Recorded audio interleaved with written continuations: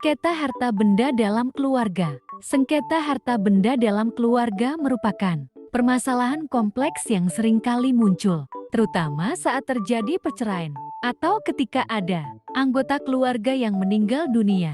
Konflik ini dapat berakar dari berbagai faktor, seperti perbedaan persepsi mengenai kepemilikan aset, ketidaksepakatan dalam pembagian warisan, atau bahkan ketidakpercayaan antar anggota keluarga. Pelaksanaan harta bersama pada masyarakat Indonesia diklasifikasikan bahwa harta-harta yang dikategorikan dalam harta bersama terbagi pada dua bagian besar, yaitu pertama, benda tidak bergerak, misalnya tanah, rumah, ruko, dan sebagainya. Kedua, benda bergerak, misalnya mobil, kereta, dan lain-lain.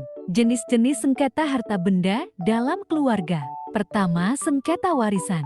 Perselisihan terkait pembagian harta, peninggalan orang yang telah meninggal. Dua, sengketa harta bersama. Perselisihan antara suami istri atau pasangan terkait pembagian harta bersama setelah perceraian.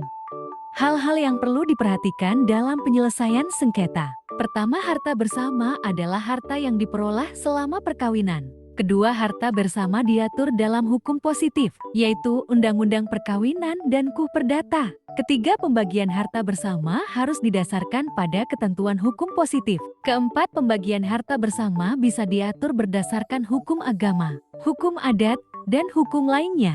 Kelima, tidak ada batas waktu yang membatasi mantan suami atau istri untuk mengajukan gugatan pembagian harta bersama. Undang-Undang tentang sengketa harta benda dalam keluarga. Pertama, Undang-Undang Nomor 1 Tahun 1974 tentang perkawinan. Undang-undang ini mengatur secara umum mengenai perkawinan, termasuk di dalamnya pengaturan mengenai harta bersama, harta bawaan, dan harta perolehan selama perkawinan. Jika terjadi perceraian, undang-undang ini menjadi acuan dalam pembagian harta bersama. Kedua, kompilasi hukum Islam (HI) bagi masyarakat yang beragama Islam. HI menjadi rujukan utama dalam mengatur masalah perkawinan dan harta waris. HI mengatur secara detail mengenai hak waris masing-masing ahli waris, serta tata cara pembagian harta warisan. Ketiga, Kitab Undang-Undang Hukum Perdata (KUH Perdata). KUH Perdata mengatur secara umum mengenai hukum perdata di Indonesia, termasuk di dalamnya mengenai perjanjian, warisan, dan perbuatan melawan hukum. Dalam konteks sengketa harta benda, KUH Perdata dapat digunakan sebagai acuan untuk menyelesaikan sengketa yang tidak diatur secara khusus dalam undang-undang lainnya. Penyebab umum sengketa harta benda. Pertama, kurangnya komunikasi. Kurangnya komunikasi yang terbuka dan jujur tentang aset keluarga dapat memicu kesalahpahaman dan konflik. Kedua, perbedaan persepsi. Setiap anggota keluarga mungkin memiliki persepsi yang berbeda tentang nilai dan kepentingan suatu aset. Ketiga, ketidakjelasan dokumen. Dokumen kepemilikan yang tidak lengkap atau ambigu dapat menjadi sumber perselisihan. Keempat, perubahan keadaan. Perubahan keadaan seperti perceraian, kematian, atau perubahan kondisi ekonomi dapat memicu tuntutan baru atas harta. Kelima, pengaruh pihak luar. Intervensi pihak luar, seperti pengacara atau kerabat, dapat memperumit situasi dan memperpanjang konflik. Apa saja sih dampak dari sengketa?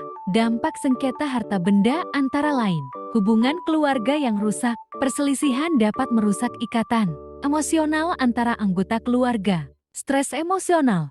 Konflik berkepanjangan dapat menyebabkan stres dan gangguan kesehatan mental. Kerugian finansial. Biaya pengacara dan proses hukum dapat menguras sumber daya finansial. Cara menyelesaikan sengketa harta benda. 1. Negosiasi. Mencoba menyelesaikan sengketa melalui perundingan antara kedua belah pihak. 2. Mediasi. Melibatkan pihak ketiga yang netral untuk membantu kedua belah pihak mencapai kesepakatan. Ketiga, arbitras. Menyerahkan penyelesaian sengketa kepada pihak ketiga yang independen untuk memberikan keputusan yang mengikat. Keempat, litigasi. Mengajukan gugatan perdata ke pengadilan. Selamat